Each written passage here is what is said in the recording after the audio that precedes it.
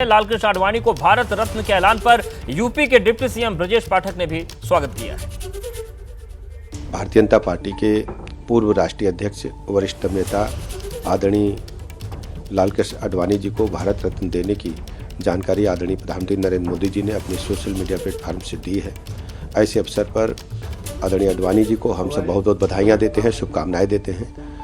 आदरणीय आडवाणी जी के नेतृत्व में जिस ढंग से देश और प्रदेश में काम हुआ है, सार्वजनिक जीवन में शुचिता के साथ पूरा जीवन काल व्यतीत कर दिया और देश को अपने शासनकाल में ऊंचाइयों पर ले जाने का काम किया। ऐसे अवसर पर मैं आदरणीय प्रधानमंत्री जी का भी आभार प्रकट करता हूं कि उन्होंने आदरणीय आडवाणी जी को सर्वोच्च भारत रत्न पुरस्कार देकर के सम्मानित करने का काम किया है। बहुत बहुत बधाइयाँ, शुभकामनाएं। तो उत्तर प्रदेश के डिप्टी सीएम ब्रजेश पाठक को आप सुन रहे थे। जैनेंद्र, एक बार फिर से आपके पास आ रहे हैं क्योंकि विपक्ष की प्रतिक्रियाओं को भी समझना बेहद जरूरी है। विपक्ष और कांग्रेस महागठबंधन, इंडिया गठबंधन की क्या इस पर राय है, इस सम्मान पर?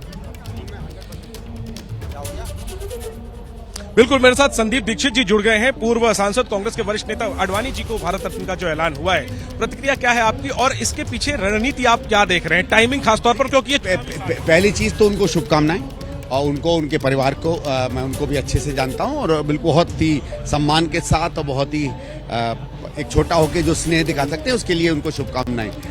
ये देखिए, आडवाणी जी भले ही दूसरी पार्टी में रहे हैं, उनकी जो राजनीतिक आइडियोलॉजी विचारधारा रही है उससे हम लोग इत्तेफाक नहीं करते हैं और इसलिए अलग पार्टी में हैं।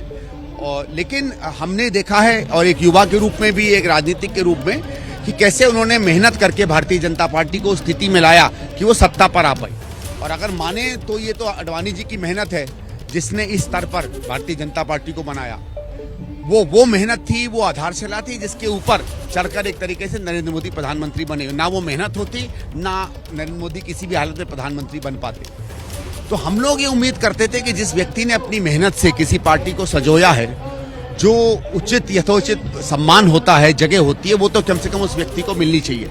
और 8-9 साल में मैं अपनी व्यक्तिगत सोच आपको बता रहा हूँ, जो बर्ताव उनके साथ किया गया है एक तरीके से किनारे कर और कभी कभी तो ऐसा लगता है कि एक कोशिश की जाती है कि उनको पूरा सम्मान न मिले। अब तो वो सारे आरोप पीछे छूट गए। अब आप मानते हैं वो सारे आरोप?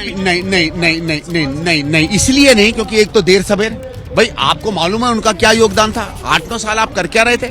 और किसी के साथ आप पब्लिकली वो सम्मान न दें जिसकी उनको आवश्यकता है और यकायक अब करने लगे। क्योंकि देखिए, राम मंदिर के समय उनको नहीं बुलाना, उसके बाद जो लोगों में प्रक्रिया हुई, बहुत से भारतीय जनता पार्टी के पुराने नेता हैं जो इस सीट से बहुत नाराज हैं। चुनाव भी आ रहा है, इस चुनाव में स्थिति अब उतनी मजबूत नहीं दिख रही है मोदी की जितनी वो लोग सोच रहे थे।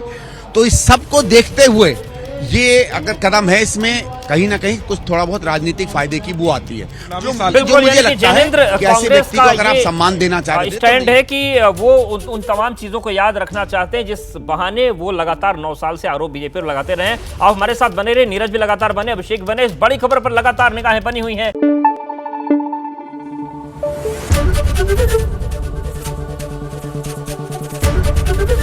एबीपी न्यूज आपको रखे आगे।